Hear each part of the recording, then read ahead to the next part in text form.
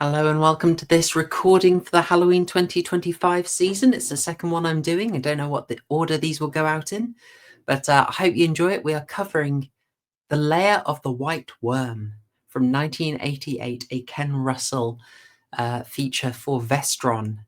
Yes. I should say before we get into this, if anyone doesn't know, these were chosen by channel members. I had people vote, nominate, and then vote on a selection of those, which I grouped into rough themes.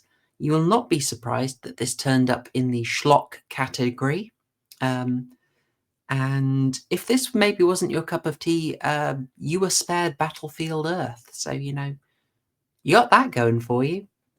No, I may be making it sound grimmer than it was. To look at this film and get some depth out of it, I've asked a friend of the channel and a fantastic film analyst, Last Things on.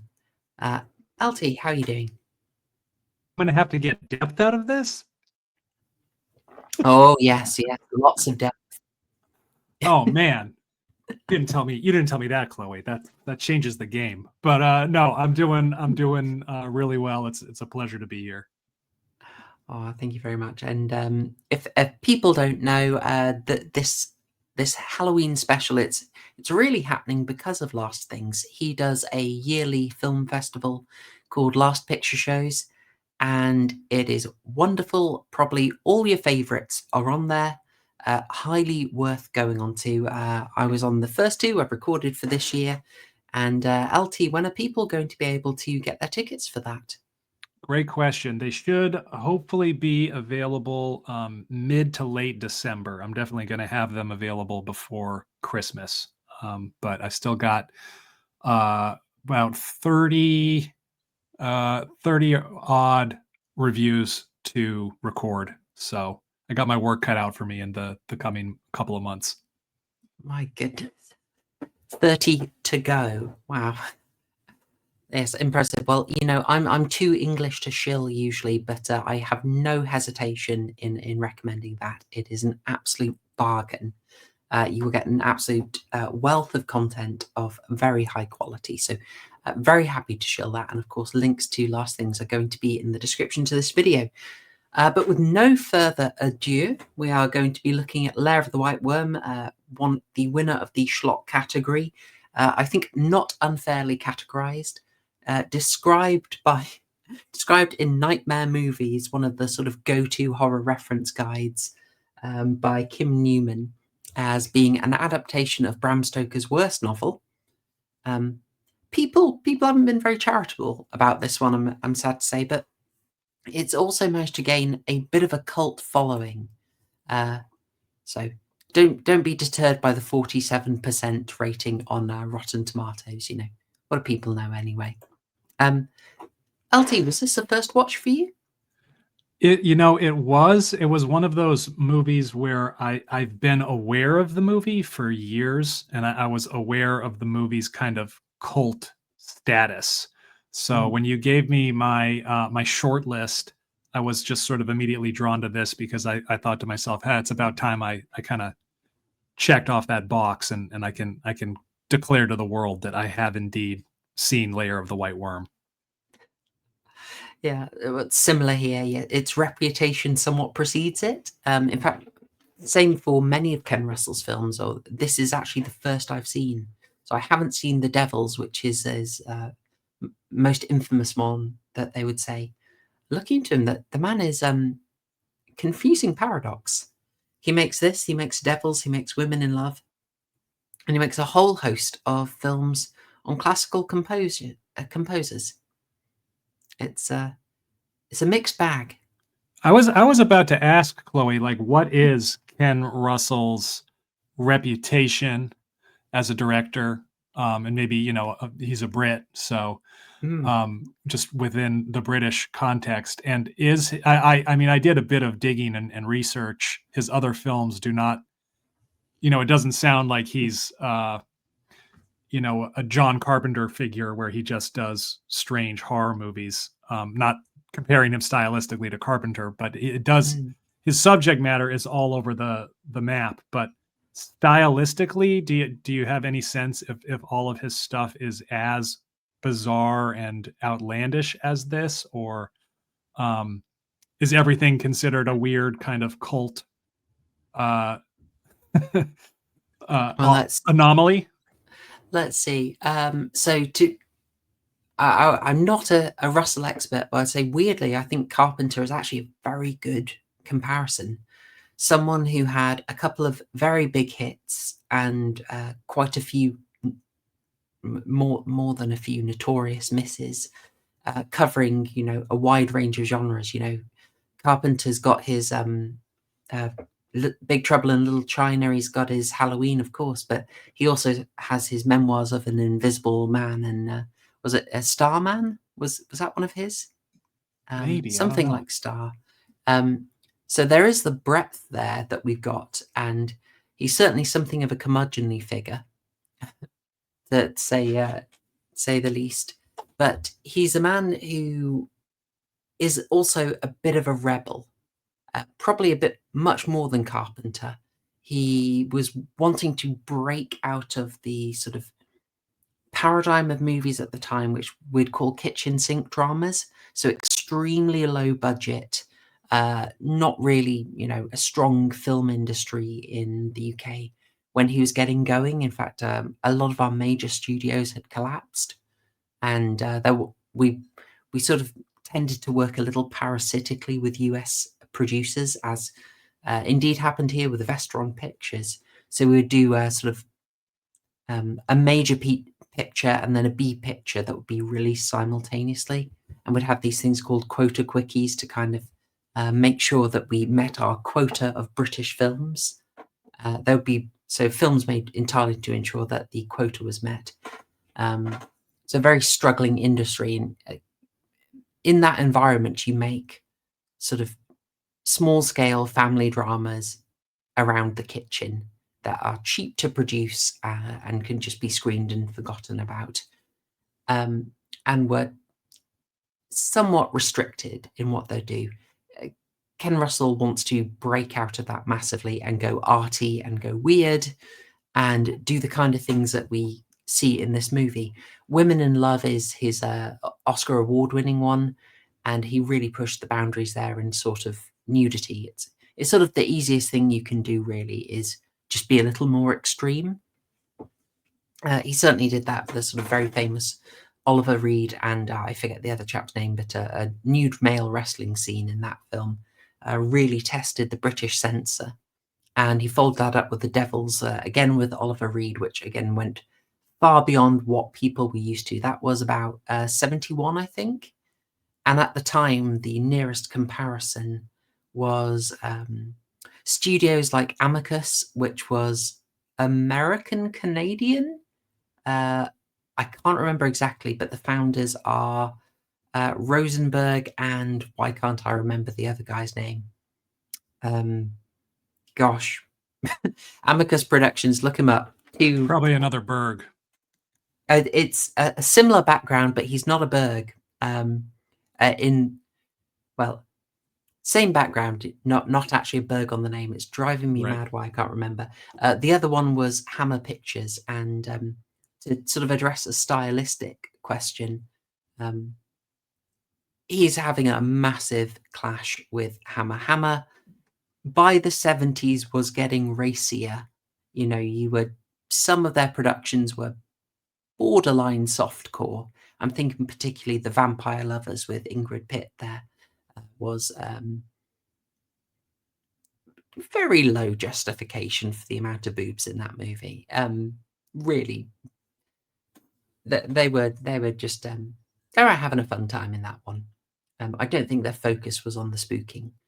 But even so, in comparison to that, The Devils goes far, far beyond what was happening at the time. So he really stood out in comparison to the competition.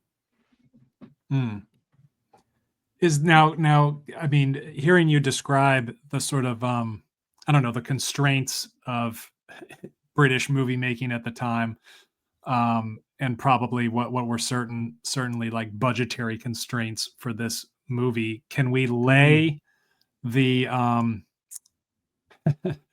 Can we lay some of the aesthetic qualities of this movie at the feet of budgetary constraints, or just what he has to deal with? I often feel like that's an interesting definition of schlock, or campiness, campy films, is when I think of films that are described as schlock, or camp, or even like exploitation. It's often like movies where I am finding myself asking the question, um, did is this the director's vision, or could he only afford one tripod? Right? Like, you mentioned the blocking. There are a lot of these scenes in here that are just, two actors talking to one another in a very flat, head-on angle, sort of like unimaginative staging. Like they're kind of trying to just stand near a boom mic in a way that seems kind of unnatural. Like this. Yeah, I mean that one is even like seems a bit organic. I'm thinking of a scene that's prior to this one, between the Scottish archaeologist and the girl in the background there, where they're both just like standing next to this barrel, um, giving pretty Will pretty this do? wooden. Similar thing. That's close. That's close. Yeah, very kind of wooden dialogue, and the actors are staying motionless in a way that's like uncanny and kind of uncomfortable and awkward, and kind of stage playish. And yeah, those are typically like the kind of stuff that you would see in like an Ed Wood film. That always make me now think, that's harsh. is it deliberate? Is it deliberately off in this manner, or is it simply like we didn't have the time to do, like, a framing shot followed by close-ups of these two characters speaking? Is it lazy, or is it budgetary? Oh, I mean, we could throw another one in. Is it a tribute? So this film is a sort of very conscious aping of the Hammer horror style. Have you seen a lot of Hammer horror? No, I don't know if can you name a movie that fits that genre, or that was from that studio? Sure. So early stuff like what was it? The Horror of Dracula, it was called for you. We just got it as Dracula. Curse of Frankenstein.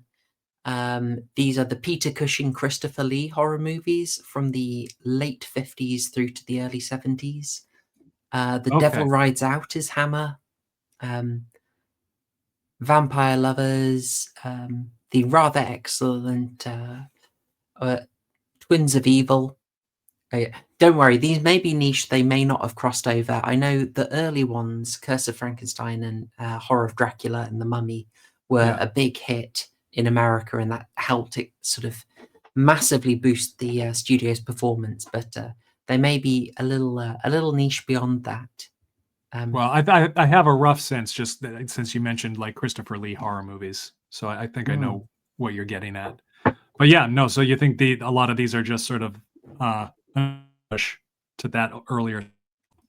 Oh, very, very definitely an homage. So we've got sort of three excuses, haven't we? Is it budgetary limitations? No, budgetary limitations, homage, or inept.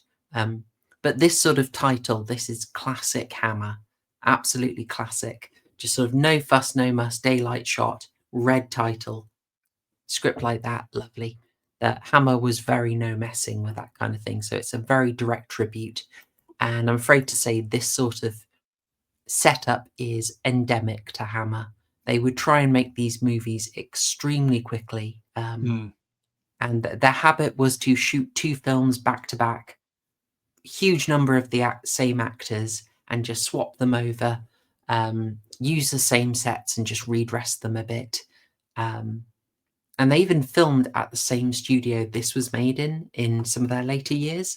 So there are some very deliberate tributes here, and this kind of extremely efficient shot is Efficient very is the way to put it. characteristic. Yeah, Yes, efficient is the perfect word for it. yes, Interesting. and the acting, particularly of the woman there, I'm afraid. Yeah, yeah. I'm a big Hammer fan. Last things, but not Yeah, uncharacteristic of the depth of performance you will get out of a lot of it those movies. it feels very commuter or like non-professional. Like these were just sort of found person that Yeah. on in here, with the exception of Hugh Grant. Early appearance by Hugh Grant that I think he carries his and seems a lot more organic. His performances seem a lot more organic, and Oh, he absolutely. I seems more think he he seems gets more into at it. ease than any other person in the movie. I'm sure Yeah. he's embarrassed that he's in this movie, but I think that Hugh Grant can head high, um, He given his seemed performance. comfortable. He seemed a lot more comfortable than Peter Capaldi, who went for it. But I think I just get the sense he was a bit unsure how to perform it. You're roboting a tiny bit there. I don't know if. Hopefully, we'll be all right with it. But hopefully, I think people can follow. Oh dear, Um, sorry. I'll try to fix that. Oh, don't worry. I'm never sure what one can do to fix a bit of roboting. When people tell me I'm doing it, I never know what to do. So um, hopefully we have a clear up. But yeah, I think it's fair to say that Grant is someone who got it. The film definitely is in on the joke consistently. Um, which is something to its credit, I think.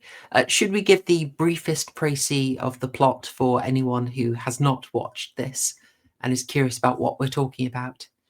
Sure. Would you be comfortable doing that, or would you like me to? I'm comfortable if I'm not roboting. I can give it a go. You're sounding good there. All right. Well, interrupt me, Chloe, if I start to become digitized. Okay. But yeah. So basically, it's a story that takes place within the British countryside. It starts out with a Angus Flint, who's that Scottish lad in the pit he's just dug, and he has unearthed a giant serpentine skull. He's an archaeology student. And he's been working in the property of Hugh Grant, who is a lord, right? He's a member of the gentry, I suppose, is what you Yes. folks say over there. Um, and he is also well, rather, Hugh Grant's ancestors supposedly slew. There's some old folk tale about their having slain a worm, right, in the Welsh sense of the word, right? Mm. Um, and but this takes place in modern times. It's the 1980s, and it actually becomes clear that another aristocratic lady who lives in this part of the British countryside is in fact a priestess of an ancient snake god, um, and she begins to abduct people, local travelers, to sacrifice to this god. And so Angus, as well as Hugh Grant, I forget the name of his character, unfortunately, Oh, but Lord Dampert, we can say, I suppose. Lord Dampert, they begin to kind of catch on to her plot. Eventually, she sort of abducts the love interests of both of these men.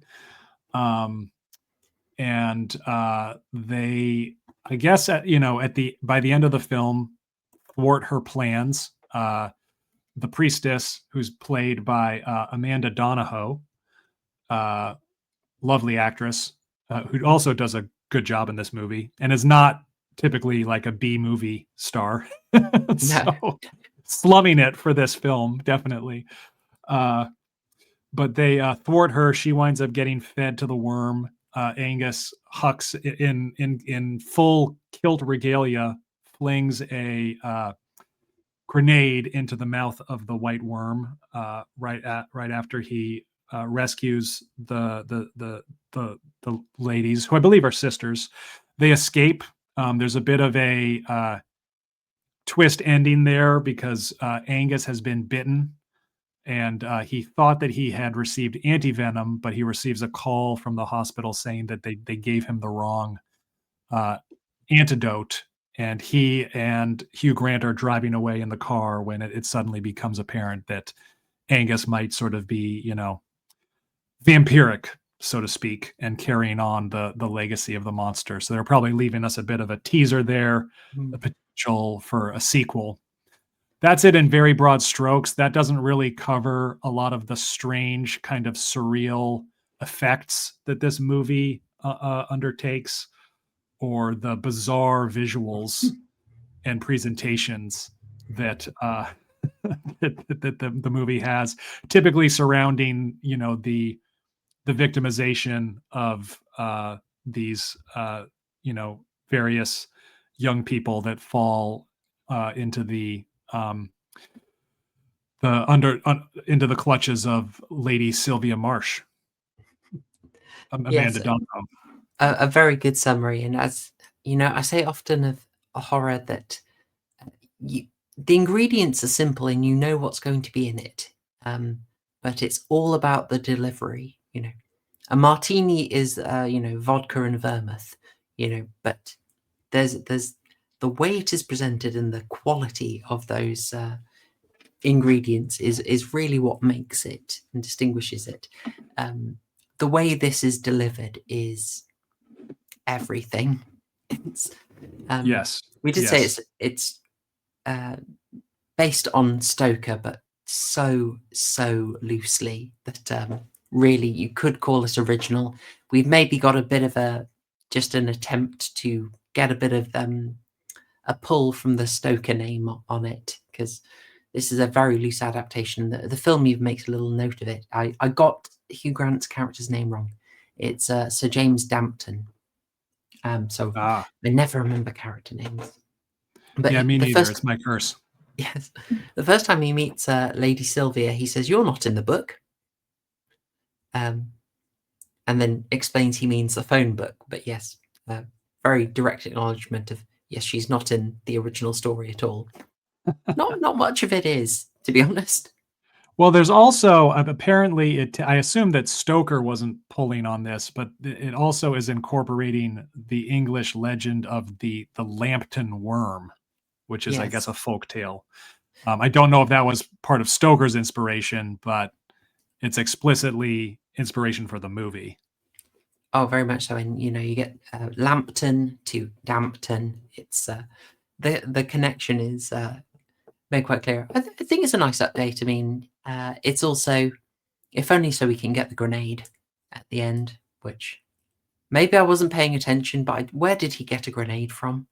I had the I, same question. I, it's it's tricky because you just feel like this film has its tongue firmly in cheek, and so by the end, he's got a grenade. It's sort of, oh, okay, sure. But I'm possibly making this sound like a worse viewing experience than it was, because I was having a good time. Once I sort of got to follow the vibe of it, I was enjoying a lot of the extreme weirdness in it. I really was too. I appreciate how weird it was, and made the intention that I was just a good ride with this.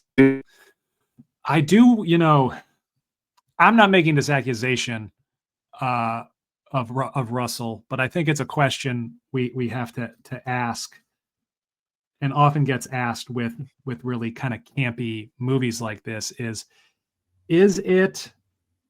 I should say, in reading through it, like, Russell seems like this was always explicitly a comedy. He's always chagrined that Mm, people take it more seriously than he did. People don't understand that they should be laughing along with the movie the whole time. And again, I'm not comparing him to uh, these filmmakers directly, but like, that's what Tommy Wiseau said about The Room once it was mm. received. And I mean, I think that Wiseau's autism is on another level from Russell's. I'm not saying that they are equivalent directors in terms of talent or intention, But I mentioned Ed Wood, and you at the beginning of this, and you said that was very scathing. But there are, I mean, both in the Room and in the works of Ed Wood, there are, I think, similarly blocked shots, kind of Mm, kind of canned things that were kind of passable and acceptable during the silent era of movie making, but when you have like a Technicolor sound film, just seem very canned and mm. strange. And you're right; it begs the question, like, is attention is this a satire on older films? Um, Oh, you are roboting quite badly there, I'm afraid. oh no. Could you take the sentence again? I'll Yeah, the question is this are aspects of the film deliberate satire on older styles, or are they just kind of failed style choices that posthumously get labeled comedic intention as efforts? oh, like the film version of Jokes on You, I Was Only Pretending to Be Retarded? Yes. Yes. Um, I am so torn because there are very deliberate things that I think no one can really be intended to take seriously, like lots of foreshadowing of white worms, like spooky white garden hose, or my personal favorite, spooky vacuum cleaner tube.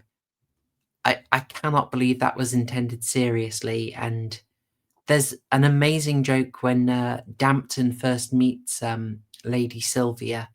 Um, he's chatting to her and she's given this story about, oh, actually, I'm terrified of snakes. And then he asks her a really simple question. Why do you play snakes and ladders by yourself then? And she says, oh, I don't know. As if she's caught out by how stupid the line is. And Yeah. it's delivered wonderfully. Just,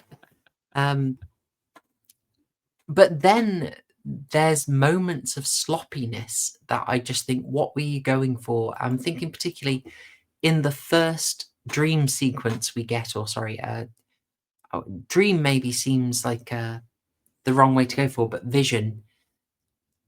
Now this Yeah. has been chroma keyed. We later see the woman with this exact makeup, and we can tell, okay, she's got a deeper blue on the eyes and in the hair.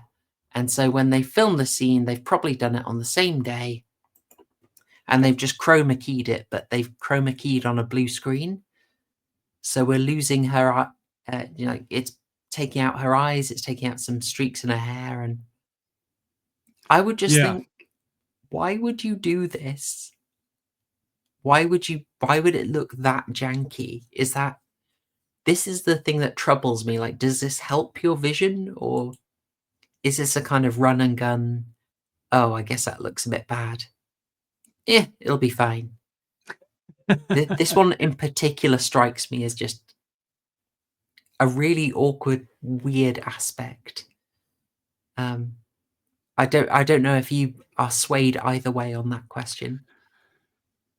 Yeah, I think it was probably an accident. I'm not I'm not that offended by it because I don't know, it is a bit striking. Like this still that you have here, Chloe, is probably, if people have seen any shot from Lair of the White Worm, it's probably this one. Mm, Or one of the dream sequences. Uh so yeah, it's probably an accident. I'm not super offended by it. I think he was maybe impressed by the effect that it had, and mm. he could get the background coming through her body like that. But yeah, I mean, it does seem uh accidental. Yeah, it's a weird one for me. I can't, like, the sort of awkward lines and funny in jokes, and that strikes me as something that would be an obvious joke, but this affects failure, I think. Maybe he just likes it. Maybe it's so out there and surreal, and he likes that style. Could be. You know, I it's think a so. very, it's not an unsubtle sequence. It's very striking. It's very strong, weird imagery that we're getting. Yes. I think possibly again pinning on the sort of treatment of nuns or nuns in horror that is carrying on from his work in The Devils, sort of building on that success. So he's revisiting that a bit as a bit of a reputation. I think you also asked, like, could it be a tribute? There is one specific thing they probably are making a tribute to. I really should have an image up for it here, but let's get her out. I love this.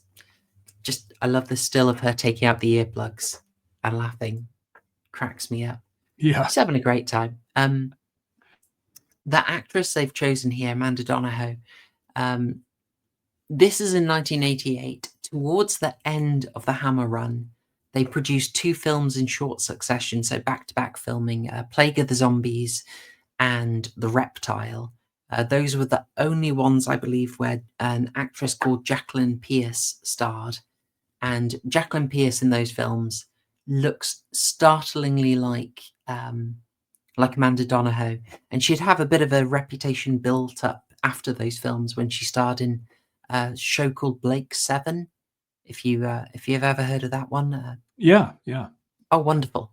Yeah, so she was Servalan in that, and I just got lots of these connections between the way Jacqueline Pierce plays Servalan as this sort of very arch, highly sensual, manipulative character, and the way Amanda Donohoe plays Lady Sylvia. I thought, oh, that strikes me as really deliberate casting, really deliberate reference to Hammer again, because I have got a little reference here.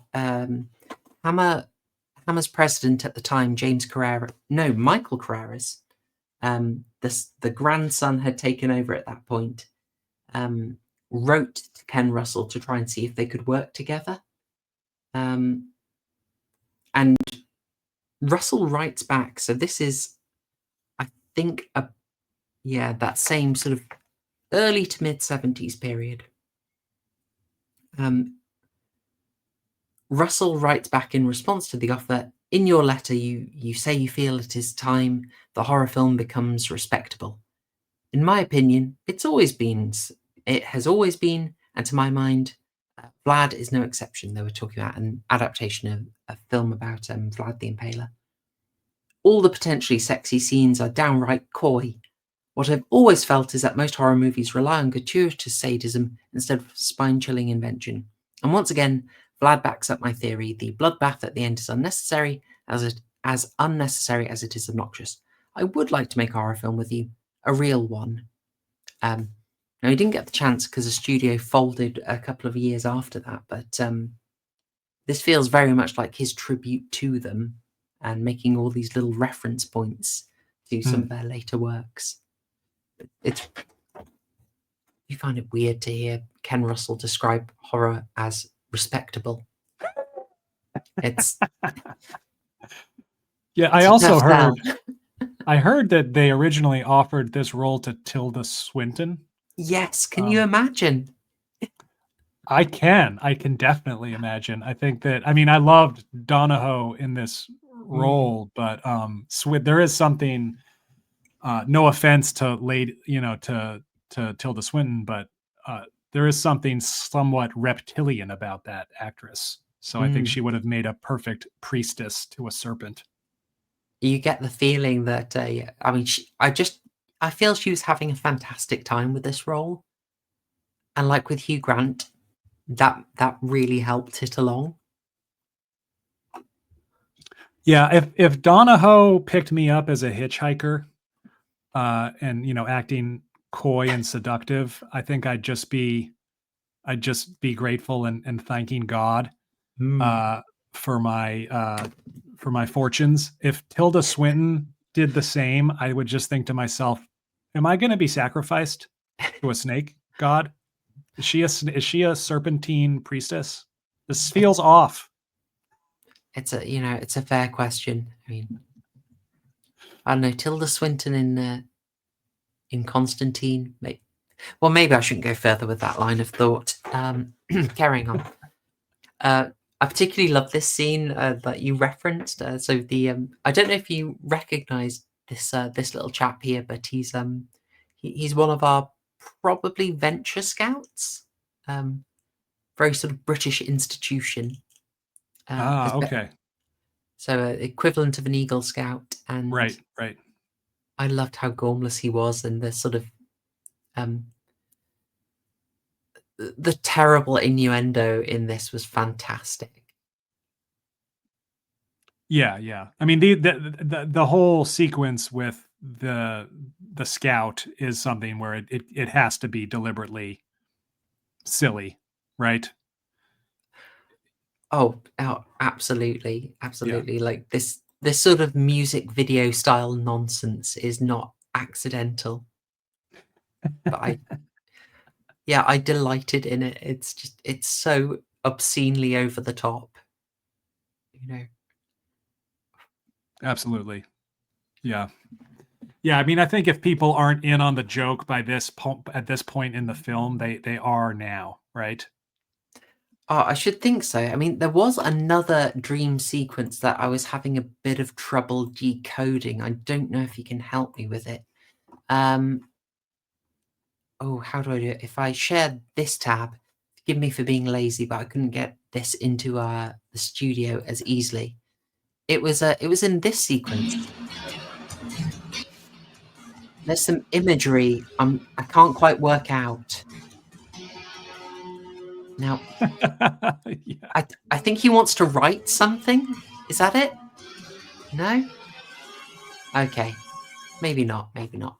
I couldn't get to the bottom of the symbolism in that scene. Why didn't he just have? But I mean, the less cheap thing to do would be to like cut to a snake slithering on the floor of the airplane, right? That would be Yes. the high budget, high art direction to go. But he just said, "No, Hugh, point your pen to the sky." Grant may not be particularly proud of this movie, but he does recount that the director would have some rather fun, what they call liquid lunches, and come back and just direct him with the line like, "Just do it like I told you, you effing C." Like, oh, okay, good. So I get the feeling maybe it's like, yeah, we're not getting a snake in. You're going to have this little felt tip pen, and we're going to make it work. You're going to sell it.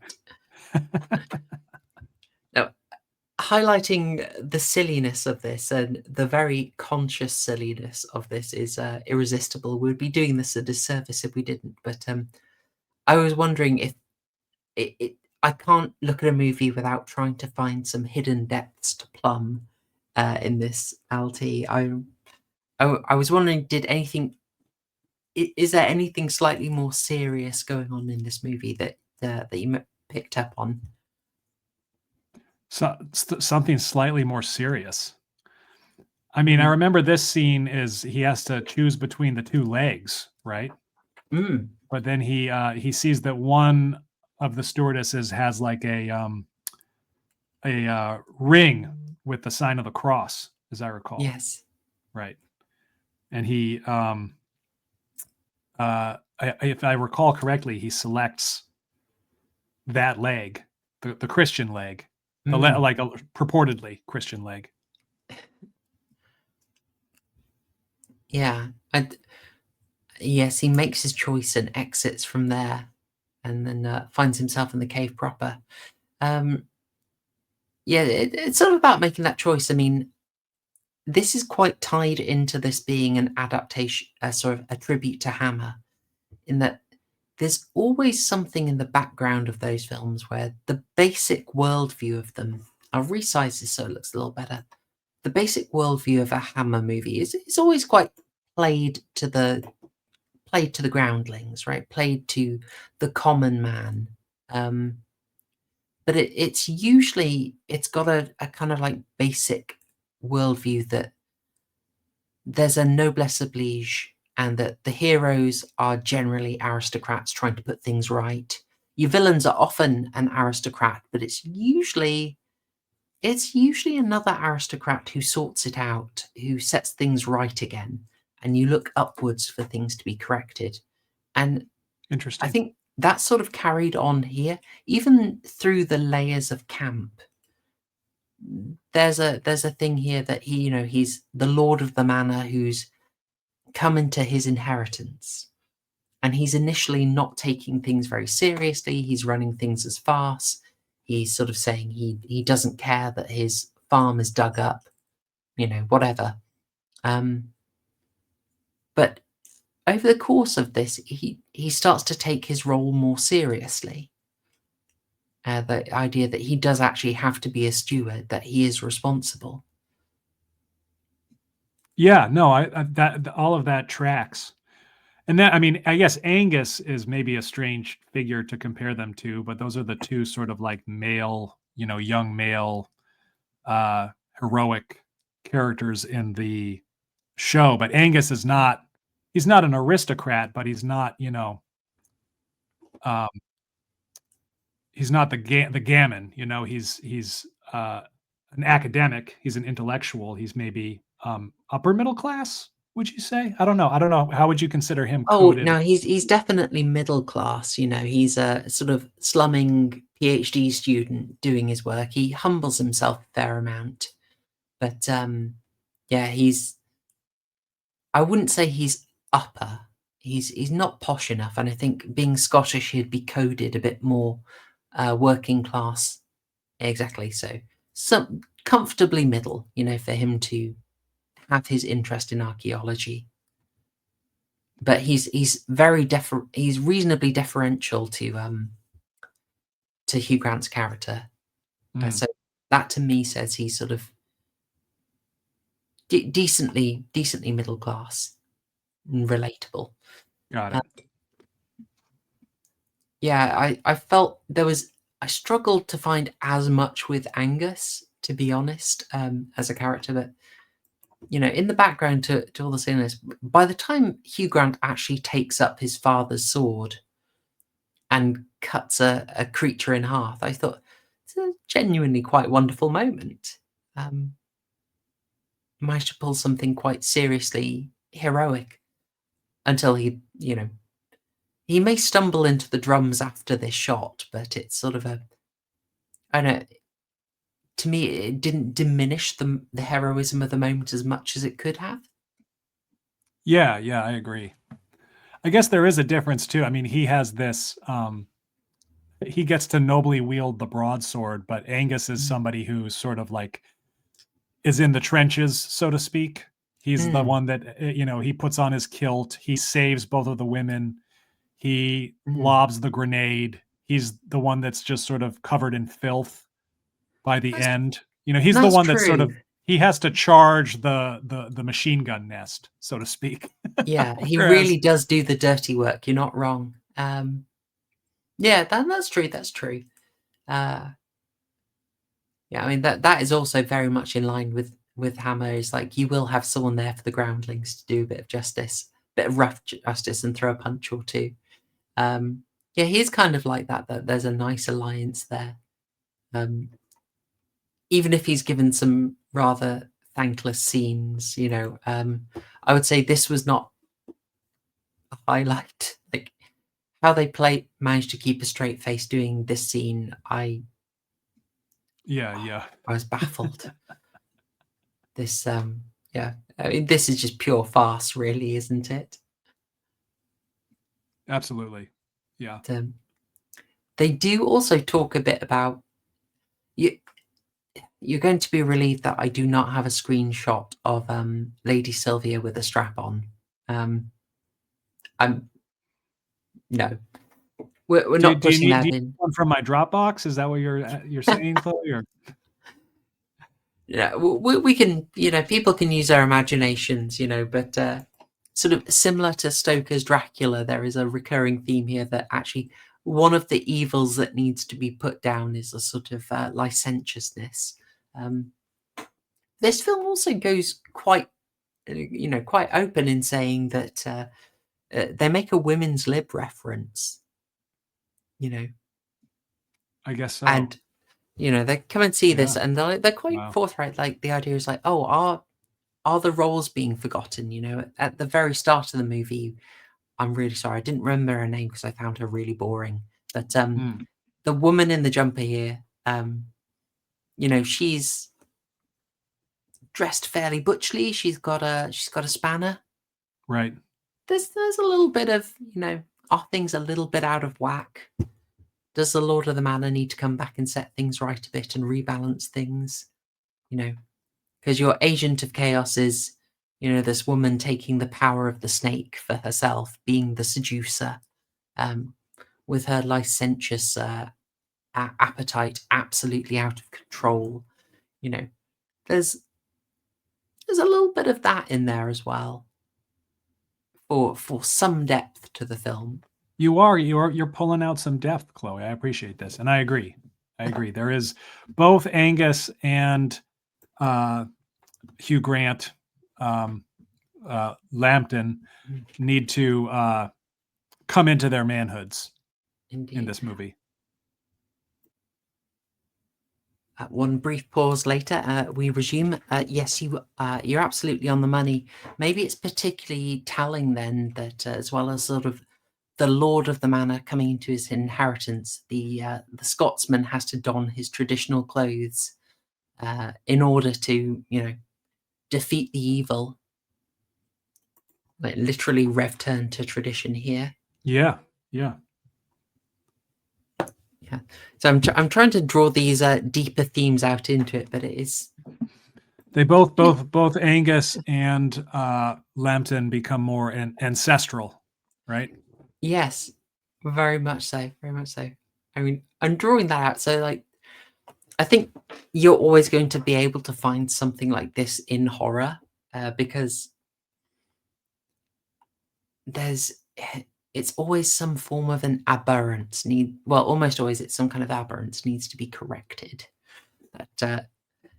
That's usually what's happening here, and I think the Stoker source material will probably have that at base. And with Stoker, we shouldn't be surprised that it's a sort of sexual licentiousness that powers this. Definitely. I looked in my favorite Hammer reference book, but I should say the thing I got the quotation from earlier about Russell being approached is from A Thing of Unspeakable Horror by Sinclair McKay. That's one of my favorite books about Hammer.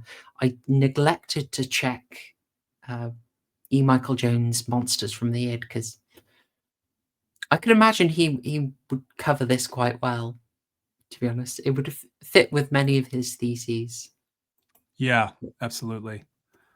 I'm sure he does cover Wicker Man, and that's a Christopher Lee horror. Mm. Oh yeah, I mean, there's so much in that one. It's wonderful. No imagery in this shot, Chloe. No symbolism to No, speak of here. nothing going on here. At the point when they brought out literal snake charming, it's a good thing I was going with the film, but it won me over. But I thought this was stretching the bounds of how silly it was going to get. Yeah, yeah. I mean, and then introducing an actual mongoose into the mansion to be a threat to the snake that was special. That was very special. That had to eat away a lot of their budget, just getting hold of a mongoose. Yes, I'd never seen a mongoose before, so that was They're cute. I thought they'd got a stuffed one. When it actually started moving after a few seconds, I was like, oh goodness. So yeah, they probably did stretch their budget. I looked it up, and that is actually one of the few faithful elements from the Bram Stoker novel. Oh wow. Is Really that like big on a them. is Really that big a on like monkeys. Godzilla foregrounded there? In the bottom right? I was wondering because I saved this because I wondered like why are there T-Rexes in this shot? They aren't in other shots, and I don't know why they're there, but they are. Yeah, that would be another instance of, is this the intentionality of the director or the laziness of the director? It massively confused me. Also, why does she just have that basket there? Just You're asking the real questions, Chloe. was she just chilling? She's just Yeah, why? Why? she was What's going it about for? her nefarious schemes when a giant Indian came and stuffed her into that.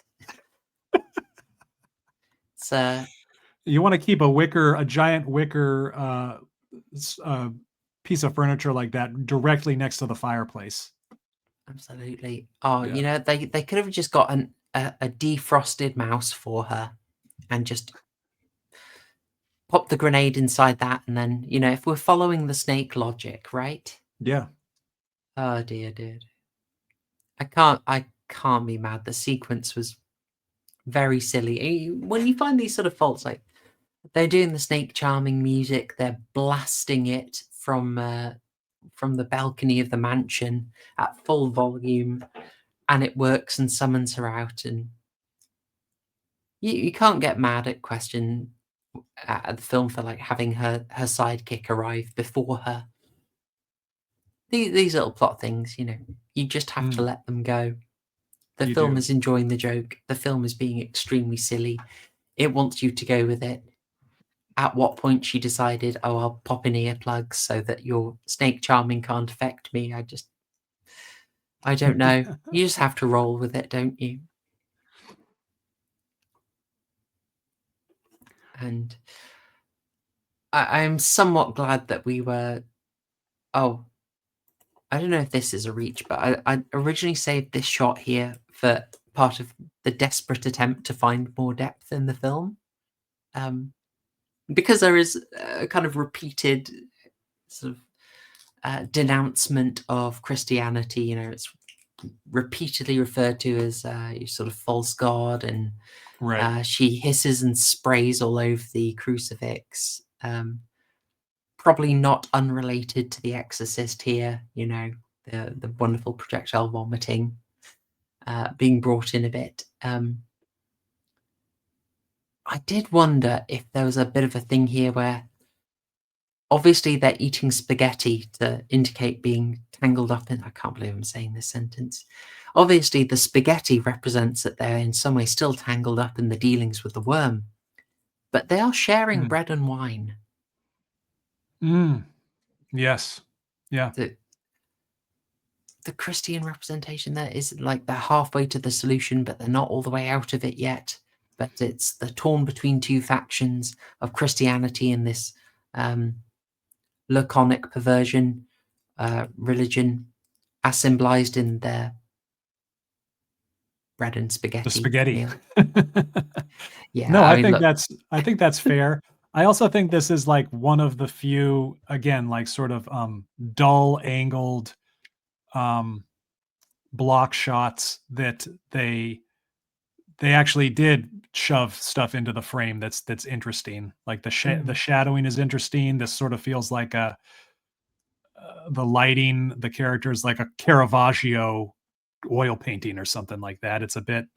I consider this a more alive and interrogatable still shot than I do the earlier shots outside with Angus and what's her name here in the background, right? I Because it think does seem. you're going to be the only person to ever evoke Chiaroscuro in reference to Lair of the White Worm, and Yeah, yeah, kudos to you for yeah, that. right. But like there's Yeah. stuff that's drawing my eye Mm, and making me question what's happening in the shot, whereas the two of them just standing in front of a rain barrel talking about the party that they're going to that evening, when there's like no reason that these two characters should just be standing around. This seems like a conversation you'd be having when you are like walking to your car or entering the house. This at least is not. It's a still frame, but it's not distracting me with why are these characters all motionless. It's actually, there's an intentionality to to the blocking, to where they mm, are, to what they're um what's in front of them, like what are the props. those things don't seem arbitrary in this shot. So no, it's good. It's good that you grabbed this one, Chloe. I think Oh, there thank is, you. the bread, the wine glasses, totally. I get it. Yeah. Oh, lovely. It's one of the ones where I felt, they did have more intentionality there. Some of the more static shots. I mean, this is quite nice and cozy, but I think a lot of them, especially outdoors, will have been quite, run and gun, get it done, make it practical, and move on. They did talk. Oh, and I must have an image of it somewhere. The fact that they actually shot inside some caves is, kudos. That is effort. This will have been an absolute pain in the bum to shoot. Getting a cave lit, getting decent sound in there, moving everyone up there. The cave is into. IMDb tells me that is Thor's Cave in the Peak District National Park near Staffordshire, which is lovely.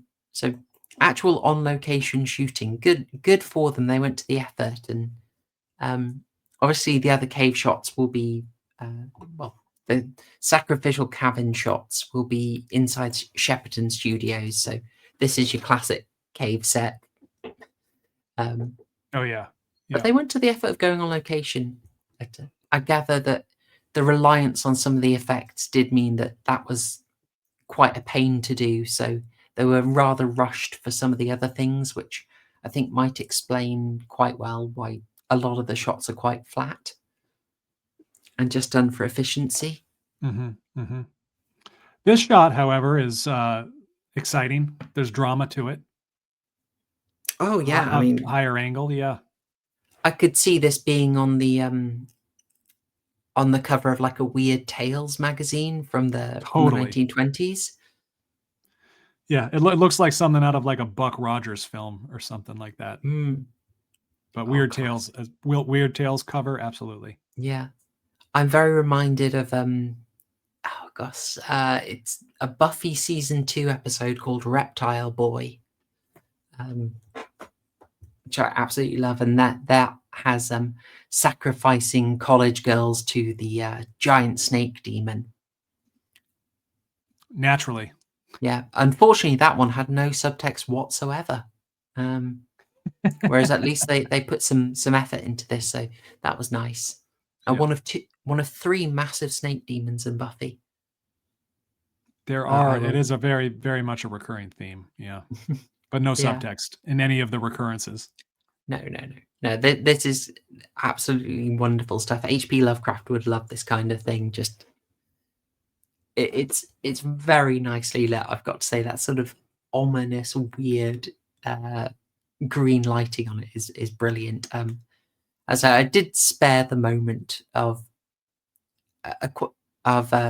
suddenly a ceremonial worm tooth strap-on being used. I thought, in the interest of taste, we'll save it. But there's a nice line about skipping ceremony for ritual when things are cut short there. Yeah, I remember that. Yeah. Yeah, I felt like again was having a bit of a wink. Although I noticed that there was no cut between her being equipping the tool and being as she is here. It's just sort of there in the next shot. Right. Am I missing the point if I pick up on stuff like that? Missing the point. Good pun. Yeah. Oh dear. Oh. I do appreciate. I need to give Amanda Donahoe credit, because she takes her role very. She's such a good sport. She takes her role very seriously. There's no. She gives it her all. I don't think there's any point in which she gives off the air of condescension that she's in this movie. She shows up in her blue body paint, walks regally into the cave, and delivers her lines with aplomb. And there's never any sense of resentment or regret that she's in the movie. And I think that even like Hugh Grant, who I think does a good job in the movie. Sometimes I feel like a tinge of like him thinking, is this going to tank my career? Or like, Mm. is this where it all ends? You get that vibe, definitely. Some of them are a bit less comfortable with it. Yeah. They're Whereas like, Donahoe's just like, let's do it. Let's have some fun. totally, she Why not? throws herself into it, and I think it does wonderfully because of that. She's extremely watchable because she's giving it her all. Okay, so Yes. it makes it very fun. And I thought I'd show us we've got to have a bit of a shot of the white worm itself after being teased all film with, spaghetti and hoovers and uh, Chinese dragon style massive white fish. Hmm. We've got to actually see our worm, and I'm gonna say not bad. Yeah, I mean, have you read anything about how they constructed this? Or, I mean, this is, given like most of the sets and the, you know, cheapness of the film, and I'm not to say that this thing isn't cheap in one sense, or I guess tacky would be a better word, but it would not have been cheap to build. No, no. I looked briefly on it, but I think that it's obviously mechanical. But I think what we must have a composite shot here, but it's quite nicely composited. We don't have the errors that we got from the dream sequence where we can see through her eyelids. So they've done a nice job of it here. Yeah, it's a nicely composited shot. I can't get the actual scale of it, so I don't know if it will be like an actual tiny model or if it was a massive thing. From what I read, it was moving up the tunnel sort of mounted on a car. So I'm assuming it's a fairly decent scale. But no, Yeah, I don't know. Had you seen anything about the creation of this thing?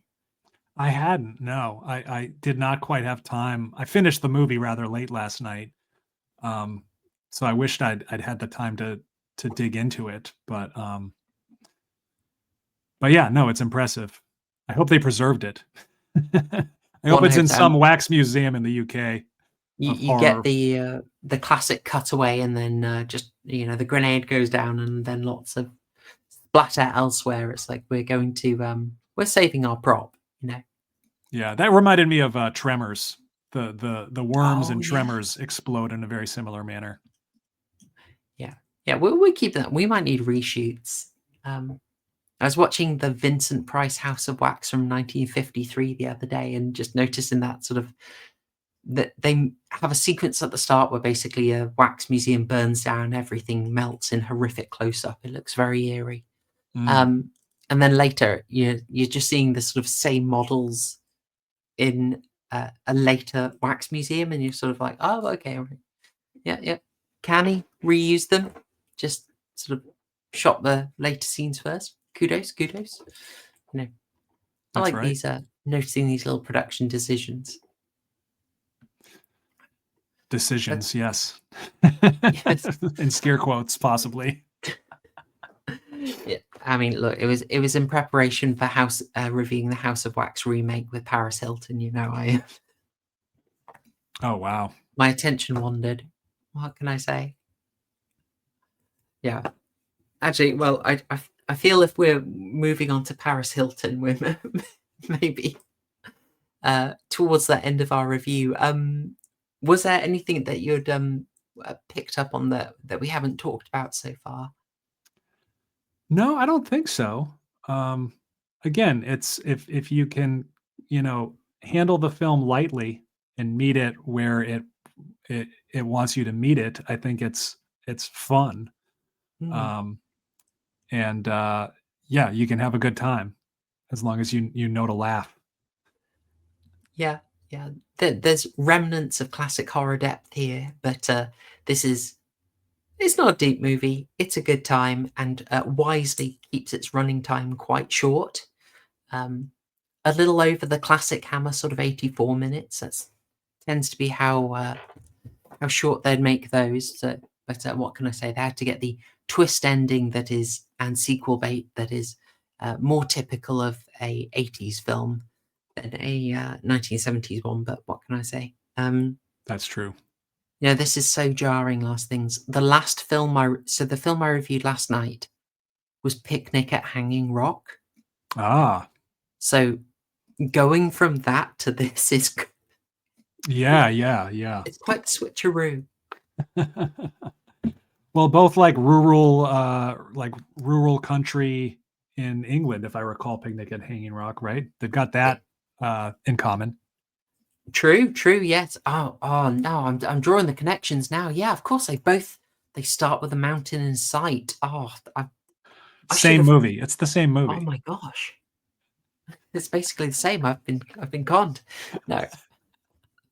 Oh dear. No, that was great fun. But anyway, we like to keep these timely. Again, I'm very much stealing your model from last picture shows, which again, everyone should get the previous year's festivals tickets. You can go and do that, or see some of the free ones that are out on LT's channel. So you should buy tickets for last picture shows when they become available in December. Extra Shill, I'm seeing as I'm stealing the format, I feel it's the least I could do. Chloe, you don't have to apologize for stealing the format, because I in turn stole the format from Frody Midyord at Guide to Culture, who does the Decameron Film Festival. And film festival, there's no nobody owns the IP to an internet movie festival. I think the more the merrier. Thank you for the shill. Of course, Chloe has a contribution. This year she reviewed Megan, aka M3gan, the horror movie about the creepy animatronic doll, which so far has been one of the highlights. So definitely check it out, if for no other reason than you get more proper horror show. Oh, very kindly said. Thank you very much. And yes. Well, with that, we'll keep it concise. Lost Things, thank you so much for coming on. Always enjoy talking to you about movies. And next year, I'll try and make it one that you select and give you just like absolute free reign to choose something. I'm doing Ernest Scared Stupid from the Ernest movies. Done. Never mind. All right. Bless you. Well, thank you again, folks. Thank you for listening. Links to Last Things channel and Twitter should be in the description of this video. I don't know what order these released in, but I hope you enjoyed this. I hope you watched the others, and I hope they're giving you maybe some inspiration about what you will want to watch for this Halloween. If you are a fan of the schlockier end of Hammer, this could be right up your street. And I remembered the other guy who made up Amicus Productions was Milton Subotsky. See, there we go. Rosenberg and Subotsky. It came back last minute. Wonderful. All right. Awesome. It was a lot of fun as always. Thanks for having me. Pleasure. Thanks, y'all. Bye.